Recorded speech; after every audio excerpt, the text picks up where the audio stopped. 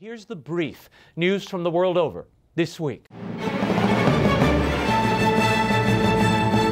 President Barack Obama laid out his plans to fight the Islamic State, opening a new military front in the Middle East.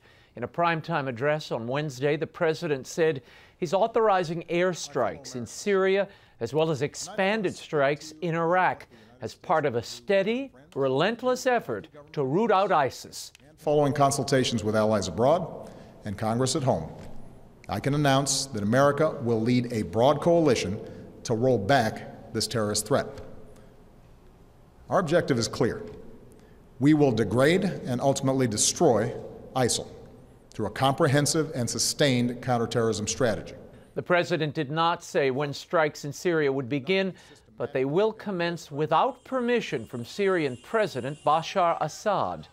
The new initiative received a mixed reaction from GOP leaders in Congress. House Speaker John Boehner backed the president's plan to arm moderate Syrian rebels. However, he said the overall effort is insufficient to stem the terror threat. More about this later in the show.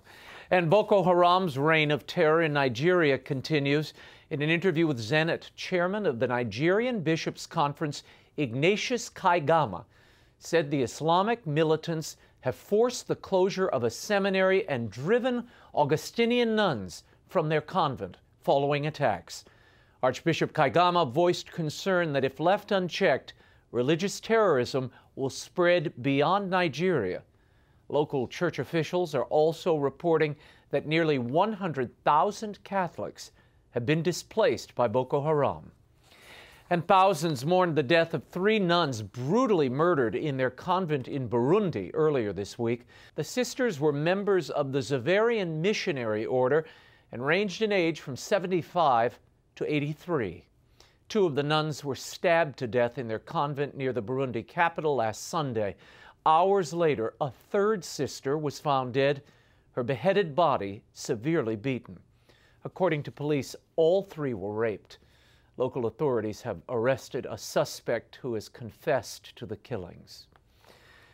And the New York Peoria imbroglio over the sainthood cause of Archbishop Fulton J. Sheen and his remains may be heating up. The world over has exclusively obtained some documents that appear to back claims that the Archdiocese of New York and Archbishop Sheen's closest living relatives supported the Peoria-led cause. Before the Peoria Diocese launched the cause for sainthood 12 years ago, the Sheen Foundation received this letter from New York's Vicar General, the Most Reverend Robert Brucato. He wrote that it makes good sense that the Sheen cause originate in Peoria or Rochester, where the Venerable Sheen was ordained as a priest and served as a bishop, respectively. The Vicar General worried that with 4 other New York causes in process, Sheen could get lost in the shuffle. He mused that Cardinal Terence Cook's cause could unintentionally eclipse the visibility of any Archbishop Sheen efforts. He further wrote that he was confident that then Archbishop Edward Egan would sign the necessary consent letter to move the cause from New York. A year later, Cardinal Egan himself offered his support to Peoria's Bishop Daniel Janke, writing that Peoria is the ideal diocese to initiate a cause of canonization, and to be assured that I would have no objection whatsoever to the opening of the Peoria-led cause. The Peoria cause, to recap, cannot advance without the inspection of the remains of Bishop Sheen. He is currently buried in the crypt of St. Patrick's Cathedral. In a statement released last week, the Archdiocese of New York, Cardinal Timothy Dolan, expressed a hesitance about allowing the body of Bishop Sheen to be exhumed unless directed by Rome, approved by the family, and that the exhumation would conform to New York state law.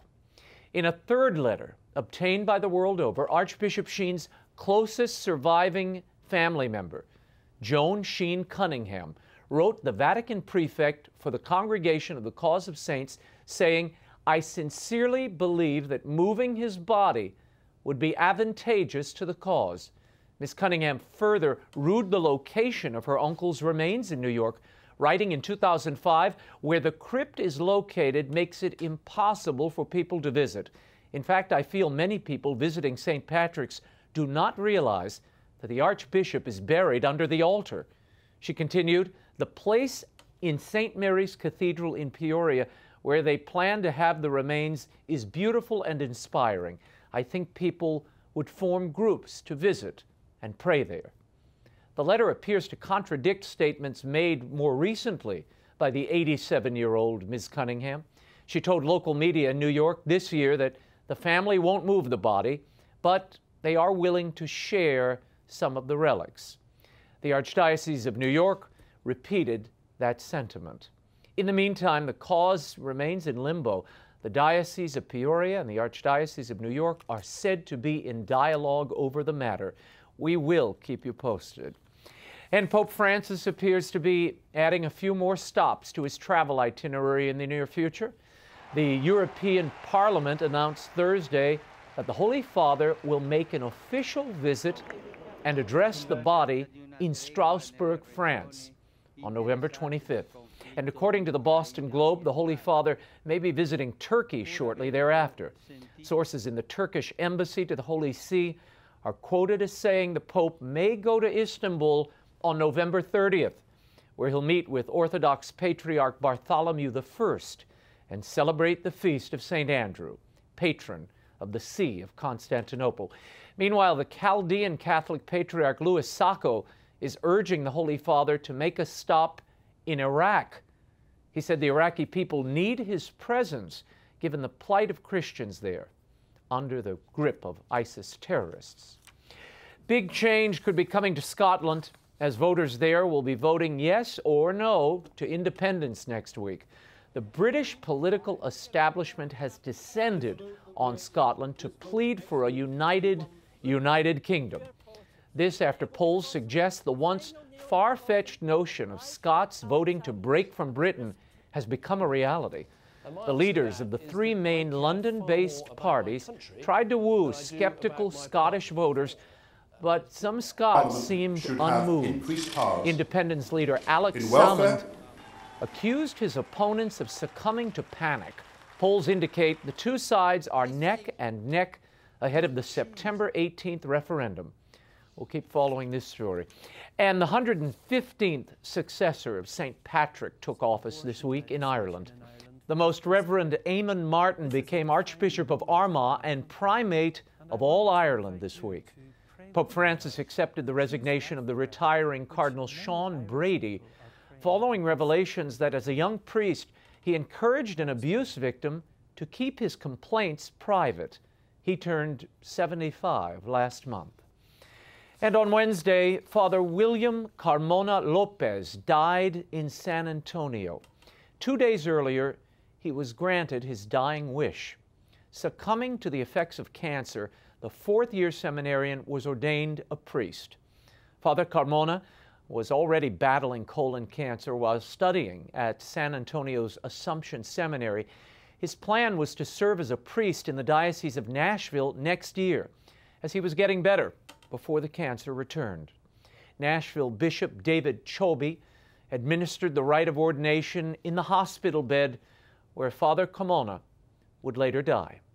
Father William Carmona was 51. May he rest in peace. And finally, on a lighter note, there has been a Pope Emeritus sighting. His Holiness Benedict XVI popped up on the Twitter feed of a seminarian. He thanked the retired Pope for the tweet, or in the tweet. He boasted that this pic is the very first selfie for Benedict XVI. Perhaps the young seminarian is right, and the Pope is looking good.